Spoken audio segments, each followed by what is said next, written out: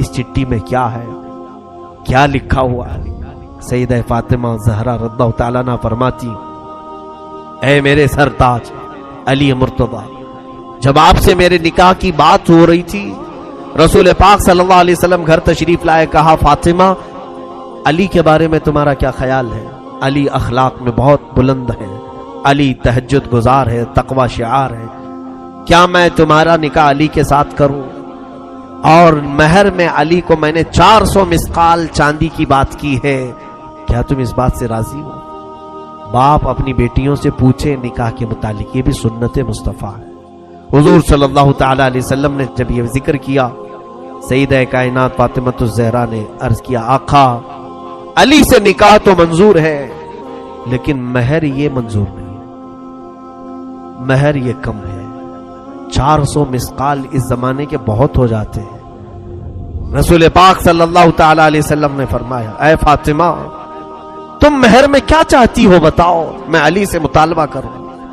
حضرت فاطمہ پوچھتی، یا رسول اللہ صلی اللہ علیہ وسلم، کیا یہ میرا نکاح اللہ کی مرضی سے ہو رہا ہے؟ حضور صلی اللہ علیہ وسلم نے فرمایا، ہاں فاطمہ، میں نے خواب میں دیکھا ہے اللہ رب العزت کا حکم ہے کہ میں اپنی بیٹی کا نکاح فاطمہ کا نکاح علی کے ساتھ کروں۔ تب حضرت فاطمہ کہتی ہیں، تب تو پھر مہر زیادہ ہو، اللہ رب العزت اس نکاح کا معاملہ فرما رہا ہے، تو اے رسول پاک صلی اللہ علیہ وسلم 400 مسقال چاندی نہیں۔ پھر پوچھا کیا مہر چاہیے؟ حضرت فاطمہ کہتی، یا رسول اللہ صلی اللہ علیہ وسلم، رب تعالیٰ سے آپ گزارش فرمائیں کہ علی کا نکاح فاطمہ سے اس مہر پر ہو کہ رسول پاک کی امت کی بخشش لکھ دی جائے، آپ کی امت کی مغفرت لکھی جائے۔ حضور پاک صلی اللہ علیہ وسلم آپ دیدہ ہو گئے،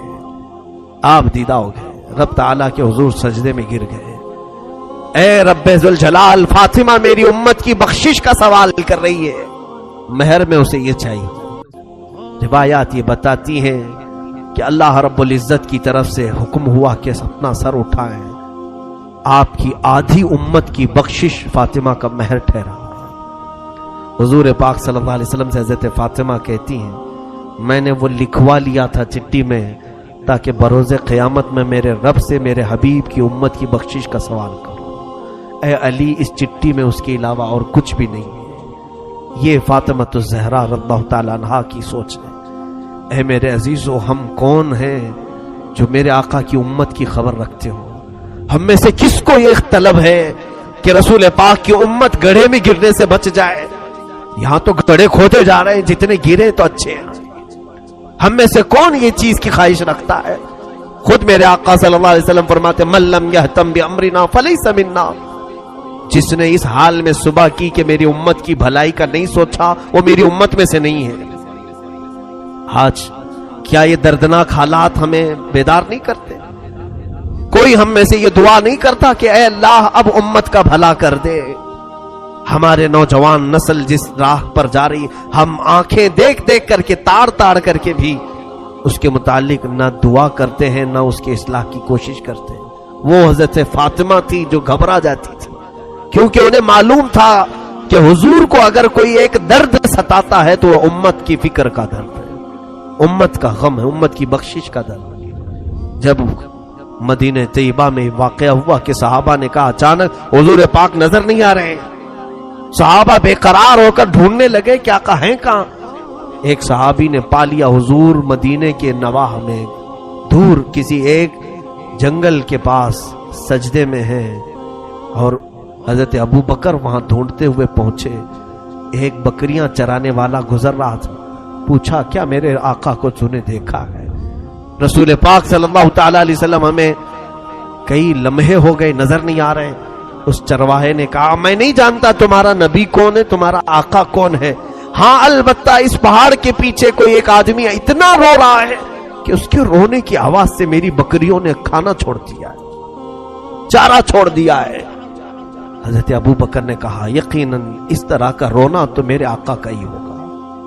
حضرت ابو بکر نے پوچھا اس چرواہے سے، اے بندے تو بکریاں چرا رہا ہے، رونے والے کو دیکھا وہ کیا کہہ کر کے رو رہا ہے؟ کہا پتہ نہیں، امت امت کہتا ہے اور روتا جاتا ہے۔ حضرت ابو بکر بے اختیار روتے ہوئے قریب آئے. سید الانبیاء صلی اللہ تعالی علیہ وسلم کے آنسوؤں سے زمین تر تھی. کہہ رہے تھے میرے آقا رب ذوالجلال کے حضور، اے مولا میری امت کو میرے حوالے کر دے، میری امت کو میرے حوالے کر دے، میری امت بڑی بھولی ہے، وہ مجھے نہیں پہچانتی. سچ فرمایا آقا آپ نے، آپ کی امت آپ کو کہاں پہچان رہی ہے؟ آج ہم نے دوسروں کو پہچان لیا، اپنے نبی کونین صلی اللہ تعالی علیہ وسلم کو پہچاننے سے دور بھاگتے ہیں. بتانے کے لیے اگر کوئی کوشش بھی کرے تو ہمارے اخلاق ایسے ہیں، ہم حضور کو سننا نہیں چاہ رہے ہیں. دیکھو آج ہمارے گھروں میں جا کر بچوں کو اٹھا کر کے پوچھو، ہر فلمی ہیرو کا بایو ڈاٹا اسے یاد ہوگا، کون کہاں رہتا ہے، کون کیسی ایکٹنگ کرتا ہے، کس کے کتنے فلم ہیں، سارے اسے یاد ہیں. اسے اگر میرے آقا کی ذات کے بارے میں پوچھو تو کچھ بھی نہیں جانتا، کچھ نہیں جانتا. صحابہ کے بعد دیگرے وہاں آئے، سبوں نے درخواست کی کہ آقا سر مبارک کو اٹھائیں، سجدہ اتنا طویل ہو گیا تو جسم پر تکلیف ہو جائے گی. حضور پاک صلی اللہ تعالی علیہ وسلم اسی طرح سجدے میں ہیں. تو اس کے بعد صحابہ نے کہا کہ حضور کسی کی بھی بات پر سر نہیں اٹھاتے. مشورہ یہی طے پایا کہ حضرت فاطمہ کو بلایا جائے، اگر حضرت فاطمہ کہیں گی تو حضور ضرور سر اٹھائیں.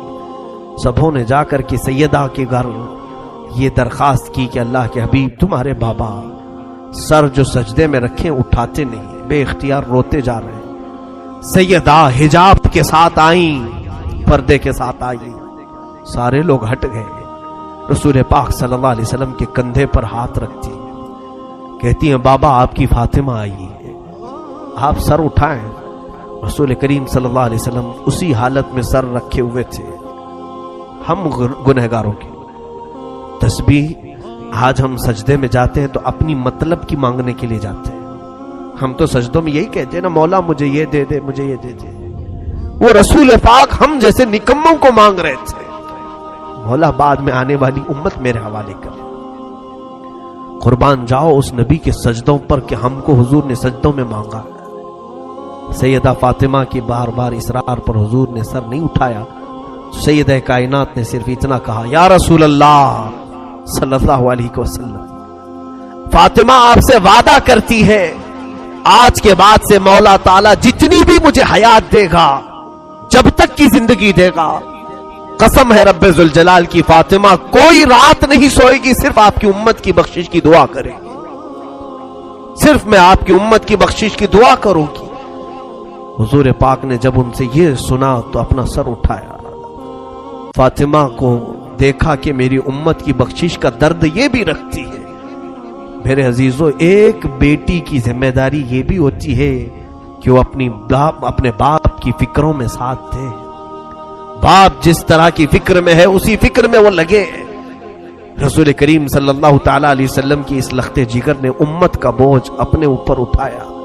اور پھر روایات یہ بتاتی ہیں رات کے بعد وہ خود سجدے میں جاتی تھیں تو ادھر بلال حبشی کی اذان ہو جاتی تھی فجر کی، تب تک وہ سجدے میں رہتی تھی. ایسی محویت کا عالم ہوتا تھا کہ وہ کہتی تھی سر اٹھا کر کے کہ راتیں بہت چھوٹی ہیں، میرا پورا سجدہ نہیں ہو پاتا. اس سیدہ کائنات فاطمہ الزہرا لاکھوں سلام ہو، لاکھوں کروڑوں درود ہو ان کی تربت انور پر. زندگی گزارنے کے ہزار سلیقے ہمارے گھروں کو دیے ہیں. اور یاد رکھو آج میری بہنوں اور بچیوں سے ضرور کہوں گا، جتنا کربلا تم سنو گی سب فاطمہ کی گود سے نکلے ہوئے شہزادوں کا ہی کربلا ہے. پوری دنیا کو اگر کسی نے حسن دیا ہے تو زہرا نے دیا.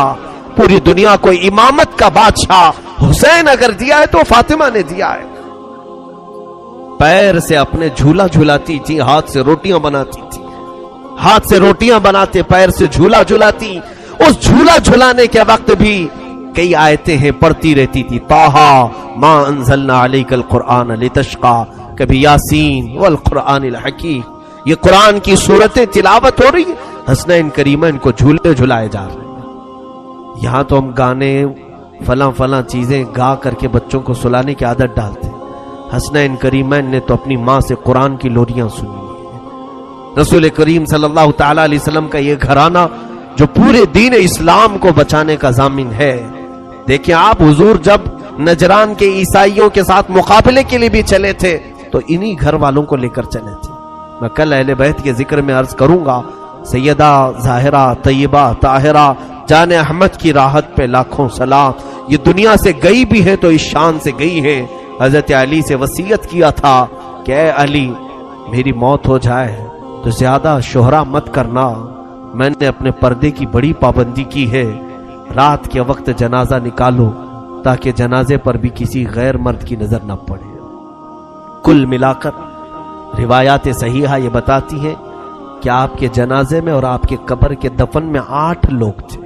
وہ صرف خاندان والے تھے. حضرت علی، حسن حسین رضی اللہ تعالیٰ، حضرت عباس رضی اللہ تعالیٰ اور دیگر کچھ صاحب جو اہل بیت